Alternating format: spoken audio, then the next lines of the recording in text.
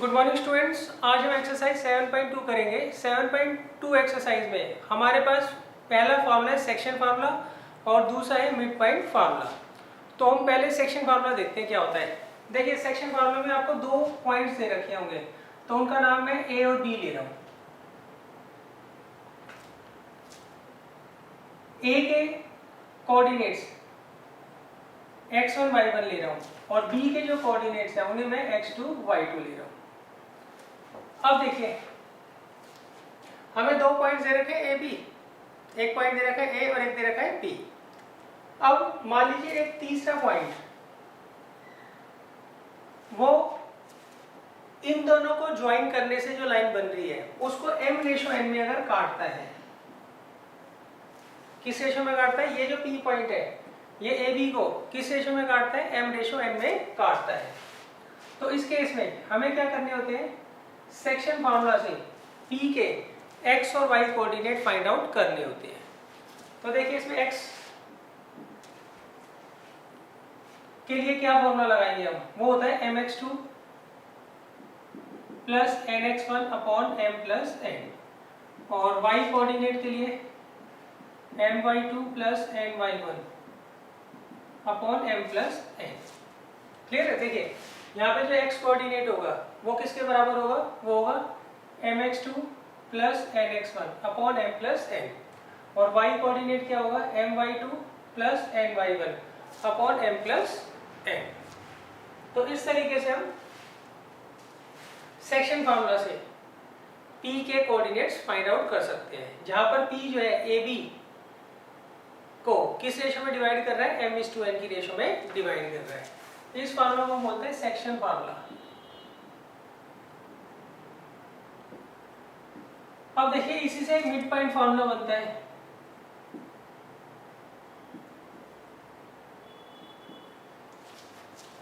Section formula में क्या होता है, आपको AP अपॉन PB की रेशो m अपॉन n दी होती है, और मिड पॉइंट फार्मूला में P जो होता है वो मिड पॉइंट होता है किसका, AB का।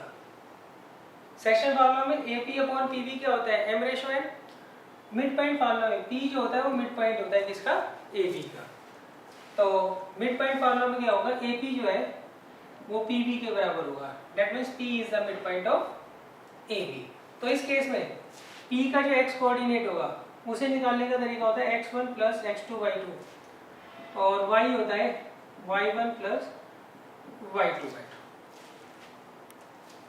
क्लियर है। तो इस तरीके से सेक्शन फार्मूला के केस में भी हम x और y कोऑर्डिनेट फाइंड आउट कर सकते हैं, और मिड पॉइंट फार्मूला के केस में भी हम क्या कर सकते हैं, x और y कोऑर्डिनेट फाइंड आउट कर सकते हैं। तो ये दोनों फार्मूलाज आपको लर्न करने हैं अच्छे तरीके से, और इन्हीं का हम क्या करेंगे, यूज करेंगे और पूरी एक्सरसाइज करेंगे। अब देखिए क्वेश्चन नंबर 1 देखिए।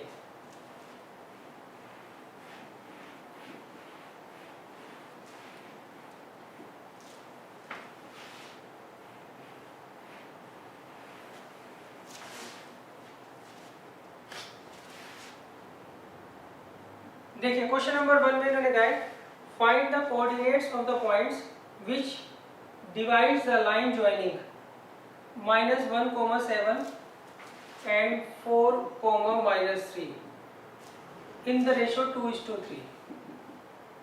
इसे आप A मान लीजिए, इसे B और इसे P। तो देखिए यहाँ पे इन्होंने कहा है P जो है वो AB को 2:3 की रेशो में क्या करता है, डिवाइड करता है। तो हमें क्या करना है, P के x और y दोनों कोऑर्डिनेट्स क्या करने हैं, फाइंड आउट करने हैं। तो देखिए यहाँ पर हम क्या करते हैं, इसको तो x1 y1 मान लेते हैं और इसको x2 y2 मान लेते हैं। तो अब बाई सेक्शन फार्मूला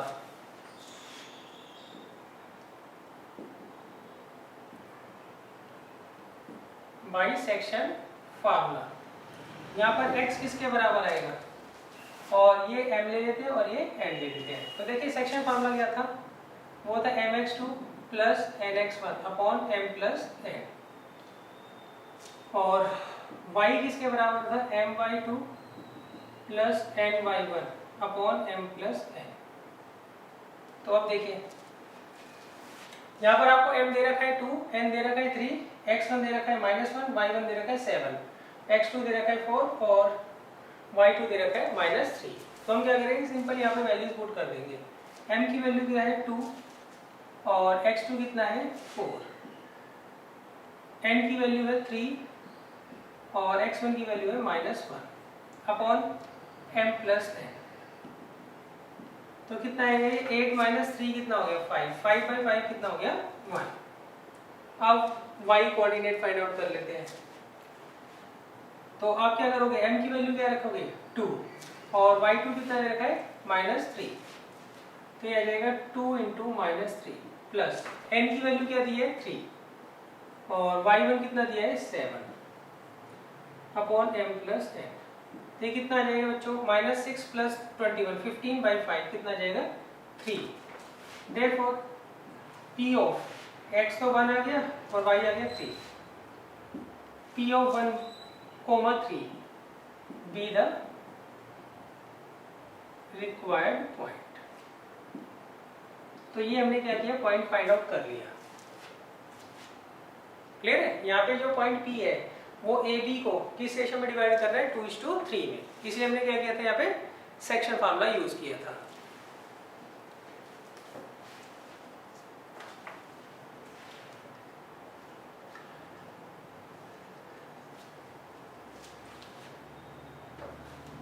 अब देखिए इसके बाद है क्वेश्चन नंबर 2।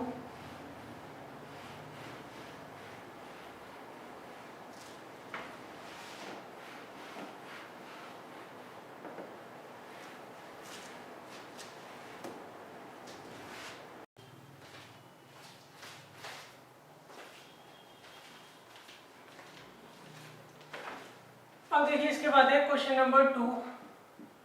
इसमें उन्होंने कहा है find the coordinates of the point of trisection of the line segment joining 4, -1 and -2, -3।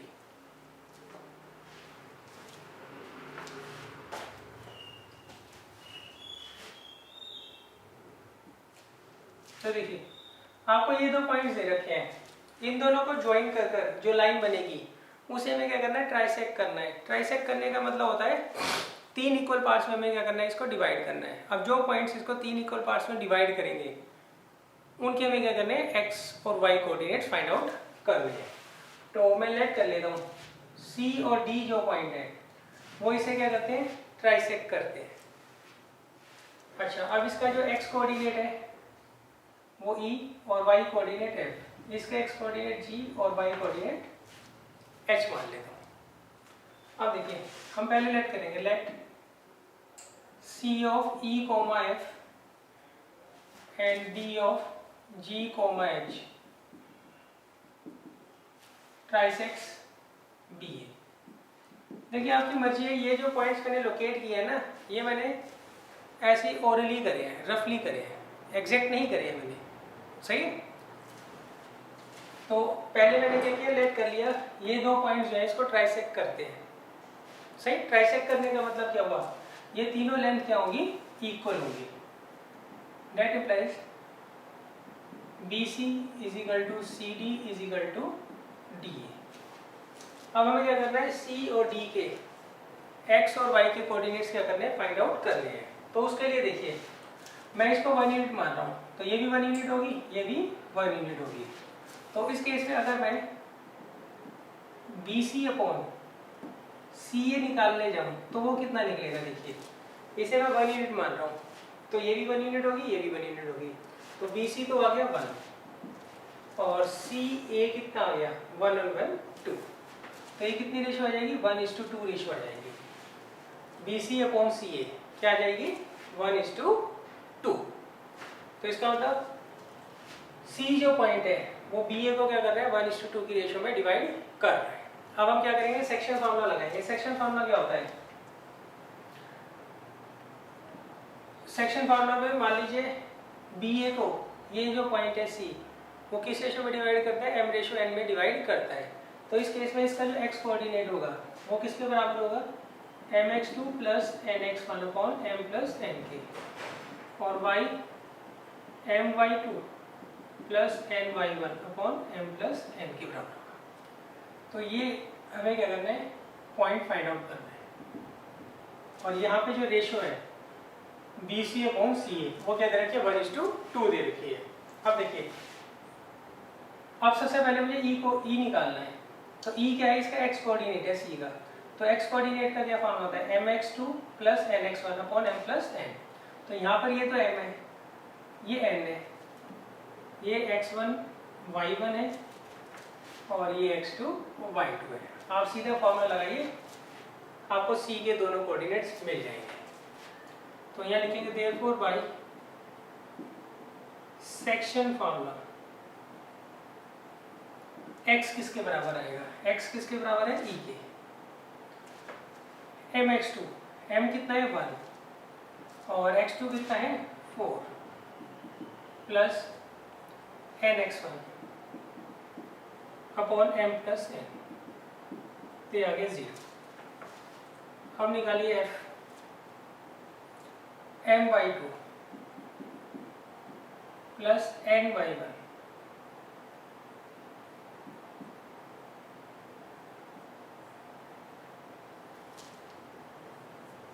Upon m plus n। तो ये तो 0 आ रहा है और ये कितना आ रहा है, -7/3। तो ये हमने अभी किसके कोऑर्डिनेट्स निकाले हैं, हमने c के कोऑर्डिनेट्स फाइंड आउट कर लिए। क्या आ रहा है, 0, -7/3।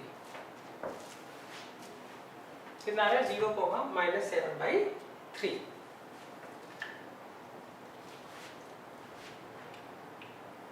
अब देखिए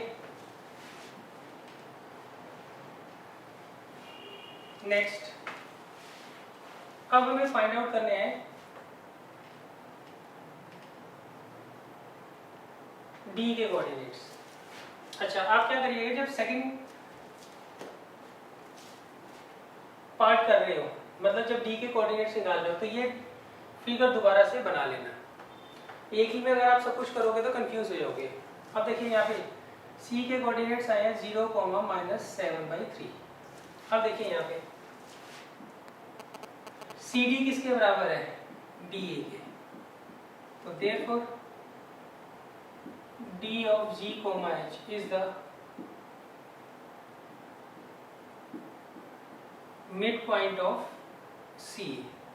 तो इस केस में डी जो होगा वो किसका मिड पॉइंट होगा, सी ए का मिड पॉइंट होगा। अब देखिए, मान लीजिए आपको एक लाइन दे रखी है, उसके एंड पॉइंट्स है x1 y1 और x2 y2। और इस केस में P जो है वो मिड पॉइंट है किसका, AB का। तो यहाँ पर x किसके बराबर होता है, वो होता है x1 प्लस x2 y2 और y किसके बराबर होता है, y1 प्लस y2 y2। सही, ये क्या होता है, मिड पॉइंट फार्मूला। मान लीजिए एक लाइन है, उसके एंड के जो पॉइंट्स हैं उसके कोऑर्डिनेट्स जो है x1 y1 है इधर और दूसरे के x2 y2। अब इसका जो मिड पॉइंट होगा उसका x कोऑर्डिनेट अगर आपको फाइंड आउट करना है तो कैसे निकालोगे, x1 प्लस x2 y2 और इसका जो y कोऑर्डिनेट होगा वो क्या होगा, y1 प्लस y2 by 2। तो अब देखिए यहाँ पे d of g, h is the midpoint of C। Therefore यहाँ that implies by midpoint formula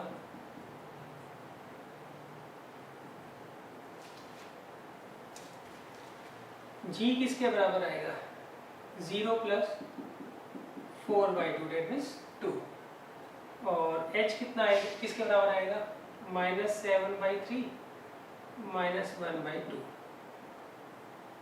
ये आगे 3 -7 -3/2 -10/3। अब देखिए ये मेन ऑब्लिक है तो इसके नीचे जो भी टर्म होगी वो पलट कर ऊपर जाती है, तो ये आ जाएगा -5/3। तो अब इस केस में D के कोऑर्डिनेट्स क्या आ गए, एक तो आ रहा है 2 और दूसरा आ रहा है -5/3। तो आप लिख दीजिएगा therefore C of 0, -7/3 and D of 2, minus 5 by 3 are the required points.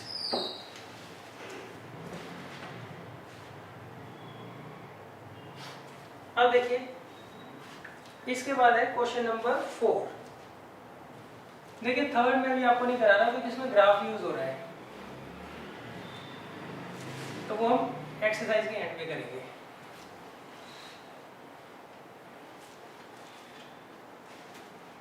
Question number 4 देखिए क्या कहता है। इसमें मैंने कहा है find the ratio in which the line segment joining -3, 10 and 6, -8 is divided by -1, 6।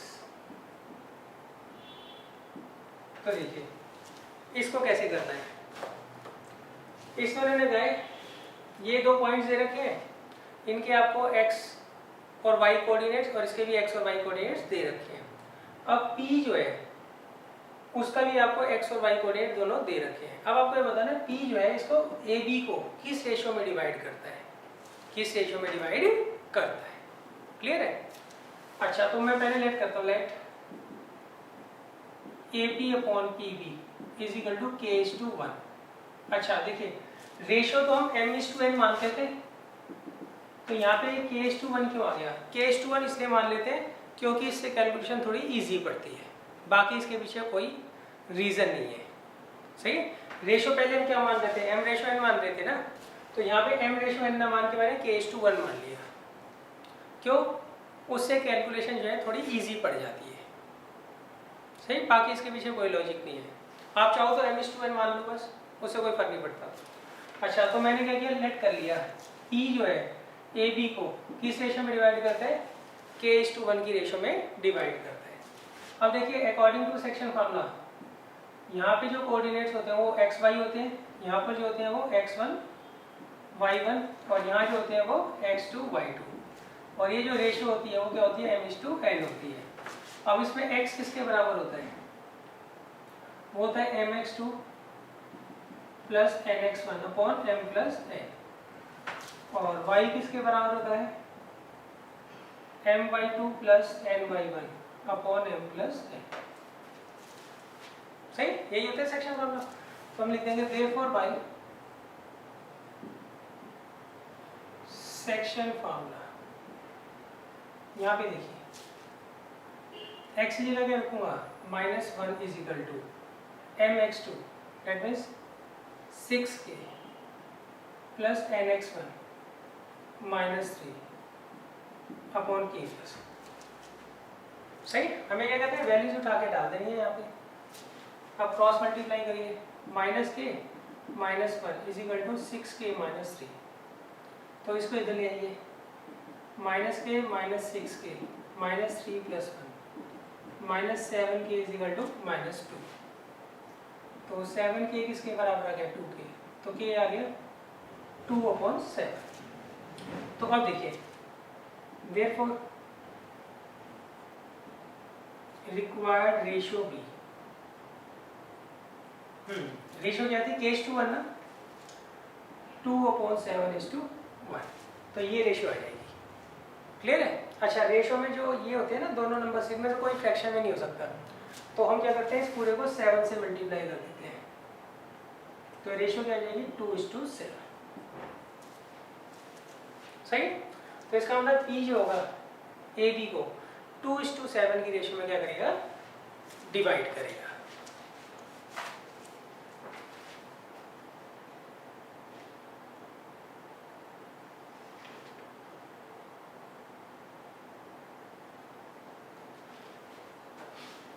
अब देखिए इसके बाद है question number 5।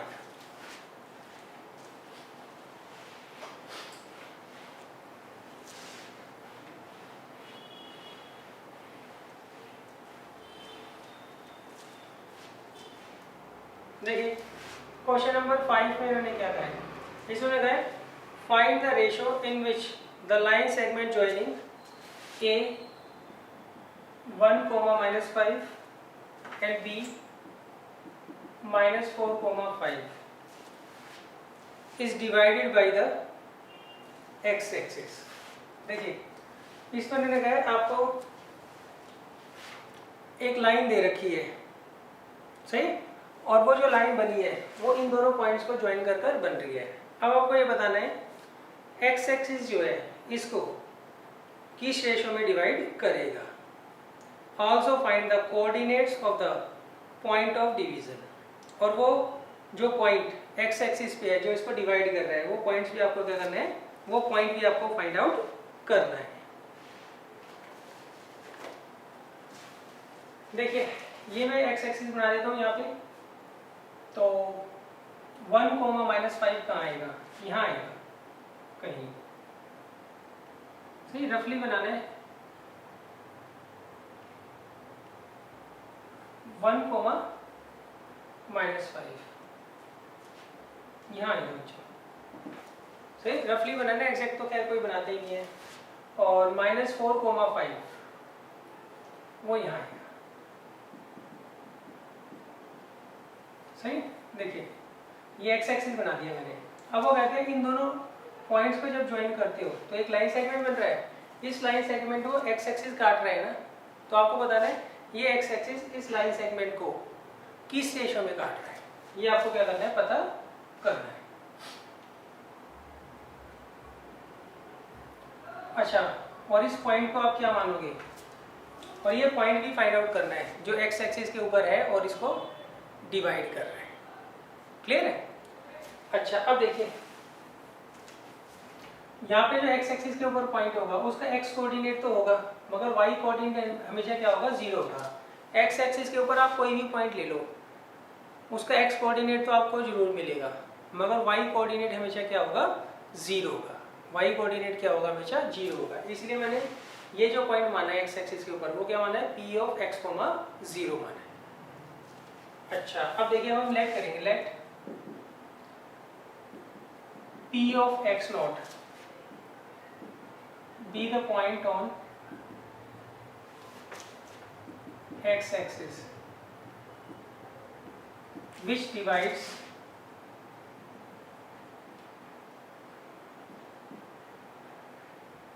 line segment joining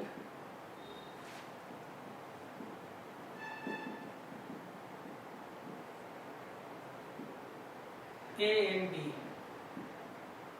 इन की रेशियो 1, सही। अच्छा जो सा पॉइंट पहले उन्होंने बोला है ना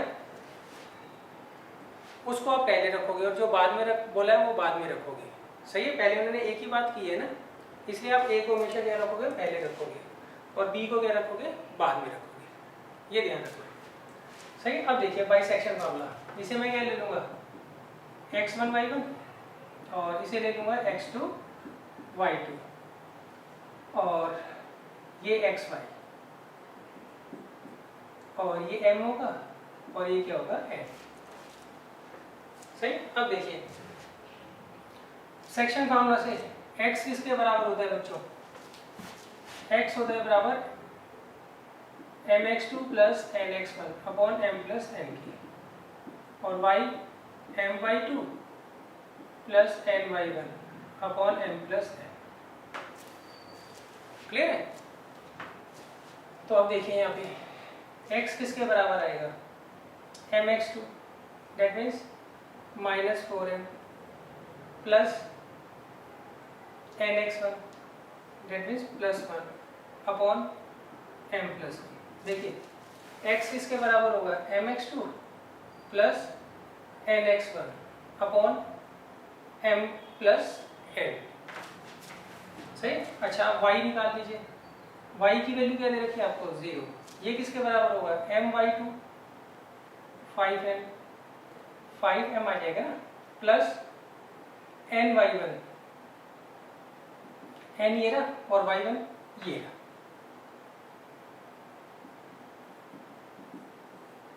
सही।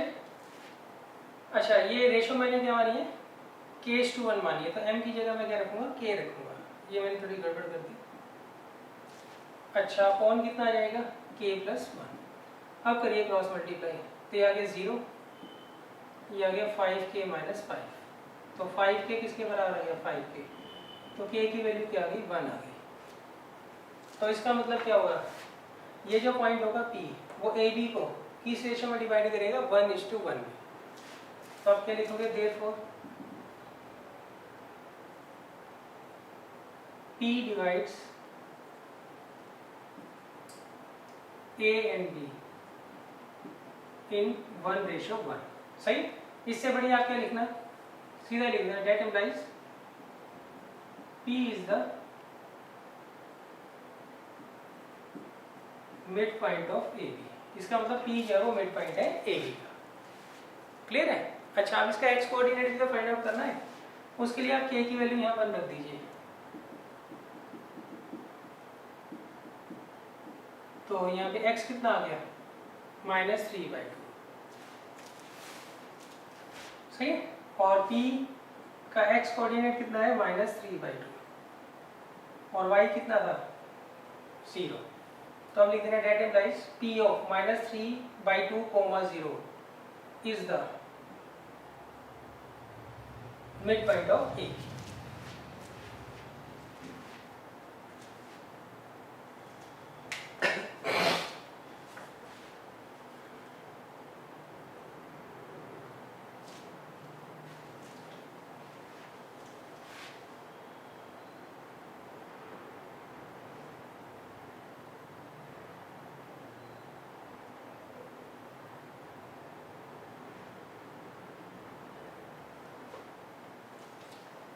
अच्छा, आप एक बार ध्यान रखना, अगर उन्होंने A को पहले मेंशन किया है ना तो आप उसी को x1 y1 लेना, और B को बाद में मेंशन किया है तो उसी को x2 y2 लेना।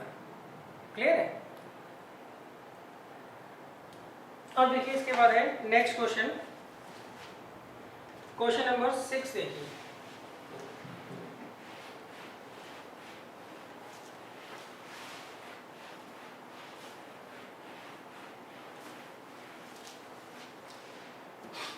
क्वेश्चन नंबर 6 में उन्होंने कहा है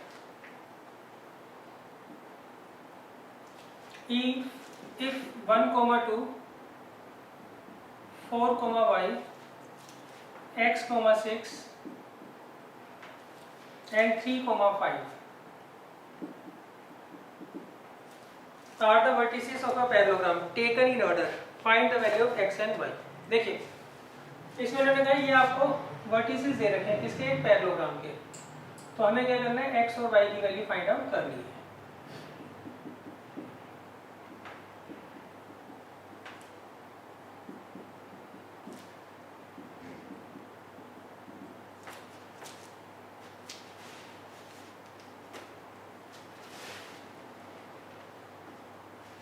तो देखिए इसको कैसे करेंगे। यहाँ पर इन्होंने आपको ये जो चारों पॉइंट्स दे रखे हैं किसके वर्टिसेस दे रखे हैं, पैरेललोग्राम के। तो हमें क्या करनी है, x और y की वैल्यू निकालनी है। तो देखिए पैरेललोग्राम की मेन प्रॉपर्टी क्या होती है, इसकी दोनों पेयर जो होती है अपोजिट साइड्स की वो इक्वल भी होती हैं और पैरेलल भी होती हैं। मगर अगर आप इसको इक्वल के हिसाब से करोगे तो बहुत लेंथी पड़ जाएगा। और दूसरा पैरेलल का कॉन्सेप्ट 11th में है हमारे पास कोऑर्डिनेट ज्योमेट्री में, वहाँ पे चैप्टर है स्ट्रेट लाइन। तो वहाँ पर आप पैरेलल लाइंस प्रूव भी कर सकते हो और चेक भी कर सकते हो, मगर यहाँ पर पैरेलल लाइन का कोई डायरेक्ट फार्मूला हमारे पास नहीं है। सही। अगर दो लाइंस पैरेलल होती है तो उनमें क्या रिलेशन होगा, कोऑर्डिनेट ज्योमेट्री में यहाँ पर हमारे पास कोई डायरेक्ट रिलेशन नहीं है। तो इसके लिए हम क्या करते हैं, एक और प्रॉपर्टी होती है पैरेललोग्राम की, उसको पकड़ते हैं। वो क्या होती है कि जो डायगोनल्स होते हैं पैरेललोग्राम के वो बाइसेक्ट करते हैं। बाइसेक्ट मतलब ये जो डीबी डायगोनल है वो AC को दो इक्वल पार्ट्स में डिवाइड करेगा। क्लियर है। और AC जो है वो DB को क्या करेगा, दो इक्वल पार्ट्स में डिवाइड करेगा। तो इसका मतलब क्या हुआ, O जो है वो AC का भी मिड पॉइंट होगा और DB का भी मिड पॉइंट होगा। अब देखिए इसको कैसे करेंगे। हम सबसे पहले लिखेंगे since quadrilateral ABCD is a parallelogram, therefore mid point of AC किसके बराबर होगा, मिड पॉइंट ऑफ DB के। सही। अब देखिए मिड पॉइंट फार्मूला कैसे निकालते हैं। पहले मैं मिड पॉइंट निकाल रहा हूँ किसका, AC का। तो देखिए x इसके बराबर होता है x1 + x2/2 के।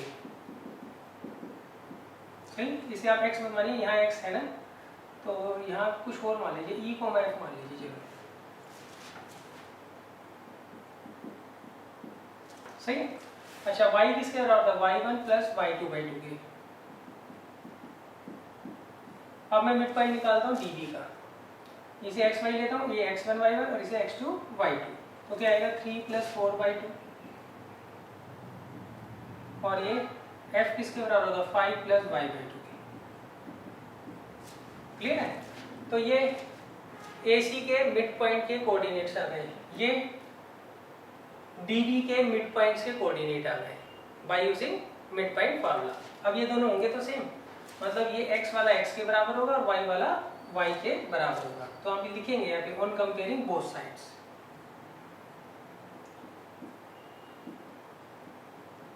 ऑन कंपेयरिंग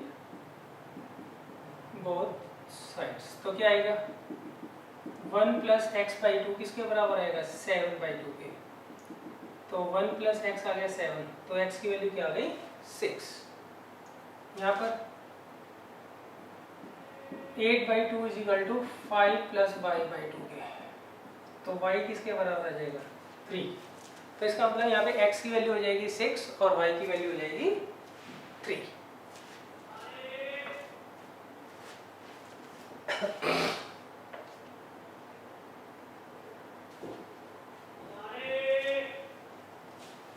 अब देखिए इसके बाद है question number 7।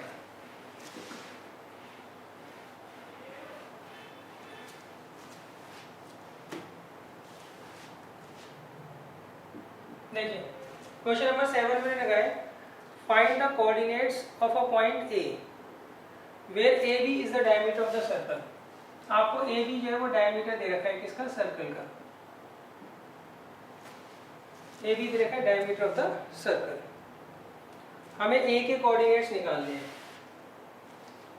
Whose centre is 2, -3। इसका जो सेंटर है वो कहाँ पर है 2, -3 पर, और B के जो कोऑर्डिनेट्स हैं वो है 1, 4। तो हमें क्या करना है A के कोऑर्डिनेट्स फाइंड आउट करने हैं। आप क्वेश्चन एक बार समझ लीजिए। देखिए आपको क्या करना है A के कोऑर्डिनेट्स फाइंड आउट करने हैं। तो इसके कोऑर्डिनेट्स में x1 y1 मान लेता हूँ, मर्जी है वैसे तो जो मर्जी मानो। और यहाँ पे जो C जो है, AB तो डायमीटर दे रखा है, C जो है वो सेंटर दे रखा है, और B के कोऑर्डिनेट्स भी आपको दे रखे हैं। B और C के कोऑर्डिनेट दे रखे हैं और A के कोऑर्डिनेट्स आपको फाइंड आउट करने हैं। तो देखिए यहाँ पर क्या लिया करें, C of 2, -3 इज द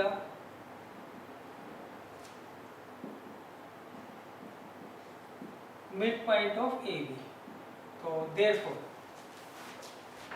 आप इसे x1 मान लीजिए और इसे x2 y2। तो क्या रिलेशन होता है, therefore by mid point formula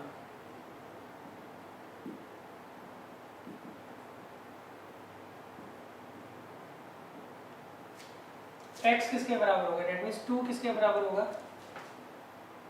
देखिए x जो होता है वो होता है x1 + x2/2 के, और y होता है y1 + y2/2 के।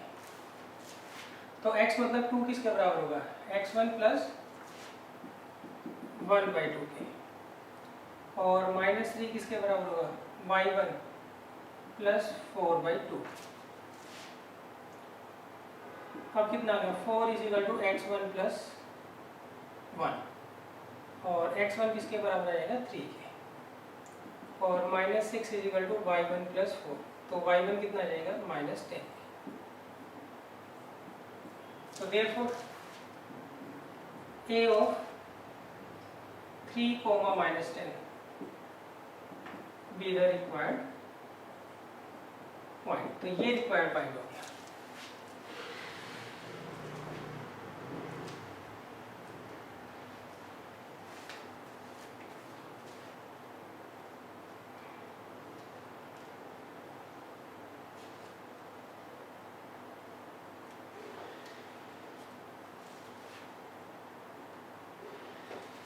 अब देखिए इसके बाद है question number 8।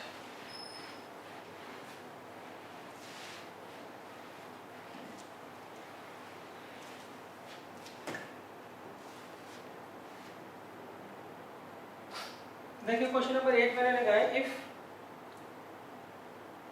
A and B are, देखिए ए के कोऑर्डिनेट्स आपको दे रखे हैं -2, -2 और बी के दे रखे हैं 2, -4. If A and B are this much and this much respectively, find the coordinate of P such that, अब आपको क्या करना है, P के कोऑर्डिनेट्स फाइंड आउट करने हैं और उसके लिए कंडीशन क्या दे रखी है, AP अपॉन AP किसके बराबर दे रखा है, 3/7 टाइम्स दे रखा है AB. AP किसके बराबर दे रखा है, 3/7 times of AB.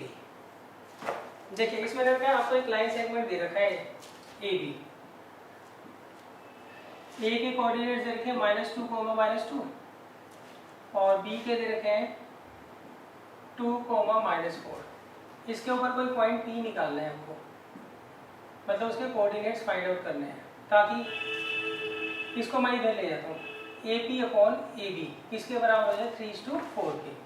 That means AP upon AB, ये मतलब 3 है और ये पूरा कितना है 7.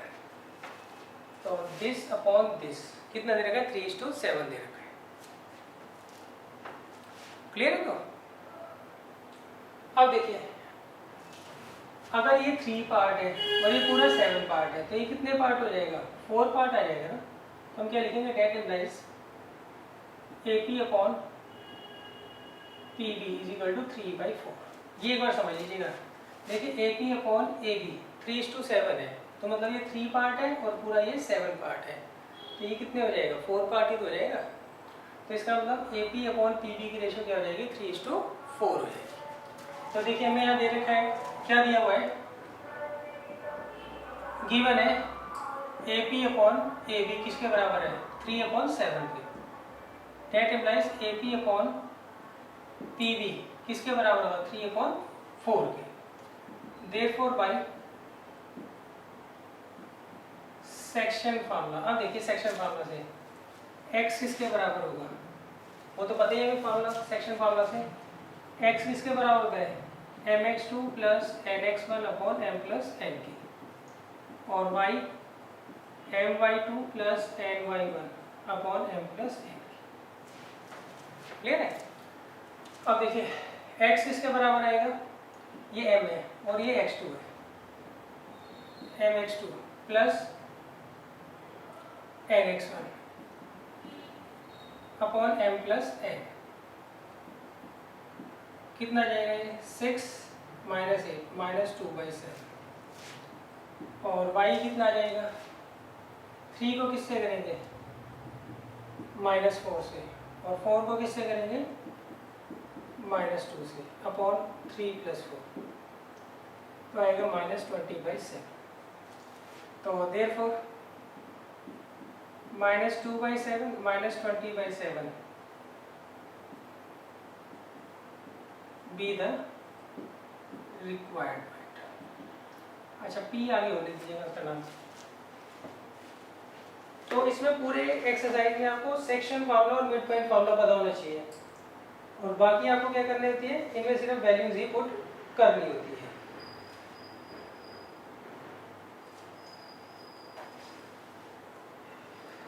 अब देखिए question number 9.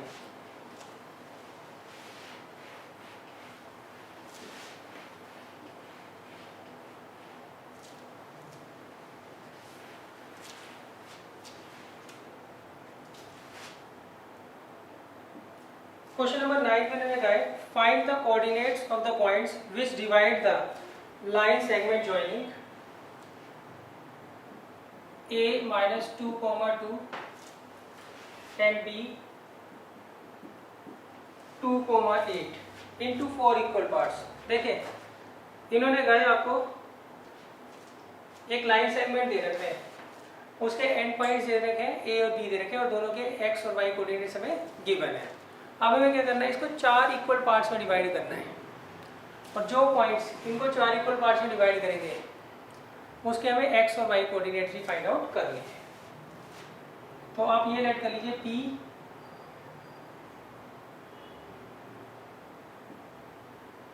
Q and R जो है इसे 4 इक्वल पार्ट से डिवाइड करते हैं। तो इसे हम लेट कर लेंगे, लेट। अच्छा, अब इनके x और y कोऑर्डिनेट मानने हैं। इसके मान लीजिए EF, इसके GH और इसके IJ। Late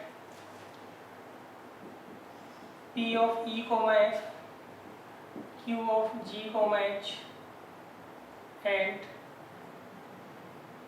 R of I, J divides AB in 4 equal parts. तो मान लीजिए ये 3 पॉइंट जो है 4 इक्वल पार्ट से डिवाइड करते हैं। तो डेट इम्प्लाइज AB किसके बराबर आ गया? PQ के। AB किसके बराबर होगा? PQ के, QR के और RB के। मतलब ये चारों पार्ट्स क्या हो गए? इक्वल हो गए। क्लियर है? अच्छा, date implies Q is the Q of G, H is the mid point of AB। तो अब देखिए Q जो है वो किसका मिड पॉइंट है? AB का मिड पॉइंट है। क्लियर है? तो अब देखिए Q जब AB का मिड पॉइंट है तो हम मिड पॉइंट फार्मूला लगाएंगे इसमें। Therefore by mid point formula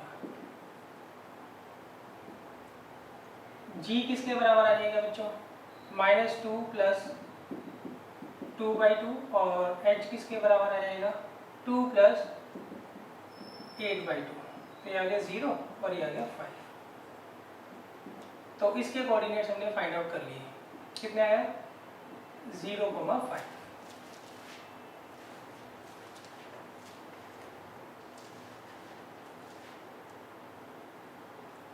अब देखिए हमने Q के तो फाइंड आउट कर लिए, अब हम किसके पॉइंट्स फाइंड आउट करेंगे? एक P के और एक R के। अब देखिए नाउ AP किसके बराबर है? PQ के। Therefore P of E, F is the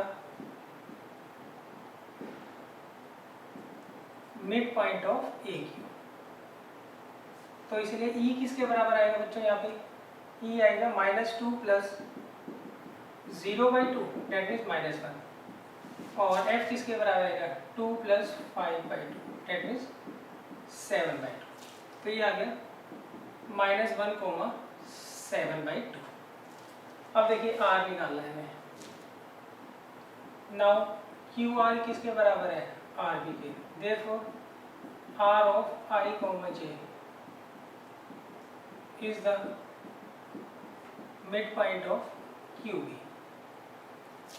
तो फिर लिख देना therefore by midpoint formula.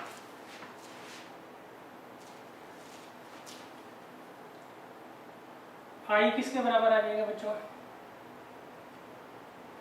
0 plus 2/2 और J किसके बराबर आ जाएगा? 5 प्लस 8/2 डेट मीन्स 30/2। तो ये आ जाएगा 1, 30/2। सही? यहाँ रीजन लिख लेना बाई मिड पॉइंट फार्मूला और यहाँ भी बाई मिड पॉइंट फार्मूला।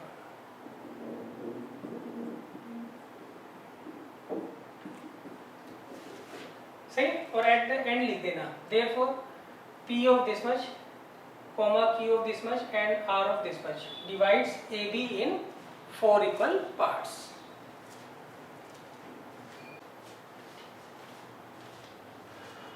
अब देखिए क्वेश्चन नंबर 10। इसमें हमें एरिया ऑफ रोम्बस निकालना है। देखिए आपको इसमें एक रोम्बस दे रखा है और उसके चारों वर्टिसेस हमें गिवन है। इसमें A के वर्टिसेस दे रखे 3, 0 और B के दे रखे 4, 5, C के दे रखे -1, 4 और D के दे रखे -2, -1।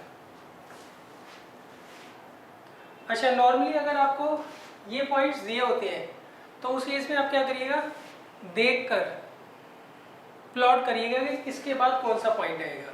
अच्छा, यहाँ पर हमने बिना देखे क्यों कर लिए, क्योंकि इन्होंने बोला है ये सारे के सारे ऑर्डर में है, ये सारे के सारे क्या है, ऑर्डर में। ऑर्डर मतलब इसके बाद ये आएगा, उसके बाद ये आएगा, उसके बाद ये आएगा। तो अब बिना देखे ही आप क्या करिए, जहाँ मर्जी इन पॉइंट्स को लिख दीजिए। अच्छा, अगर ये ना लिखा होता कि ये ऑर्डर में है तो उस केस में आप क्या करते हैं, रफली पहले एक ग्राफ बनाते हैं और उस पर आप क्या करते हैं, इन पॉइंट्स को प्लॉट कर कर देखते हैं कि कौन सा किसके बाद आएगा। अब देखिए, इसका हमें एरिया फाइंड आउट करना है। तो एरिया का तो बहुत आसान फॉर्मूला होता है, area of rhombus ABCD। Area of rhombus का क्या फॉर्मूला होता है बच्चों, वो होता है हाफ D1 इंटू D2। तो D1 आप AC ले लीजिए और D2 BD ले लीजिए, सही। और अब आप AC और BD कैसे निकालोगे, बाई डिस्टेंस फॉर्मूला। तो पहले आप AC निकाल लीजिएगा, फिर ये लिखिएगा AC क्या होगा, x2 माइनस x1 का whole square plus y2 minus y1 का होल स्क्वायर। तो कितना आएगा, 16 प्लस 16, तो कितना आ जाएगा 4√2 यूनिट। अच्छा, अब हम निकालते हैं BD। तो BD क्या आएगा, इसे ले लीजिए x2 माइनस x1 का whole square plus y2 minus y1 का होल स्क्वायर।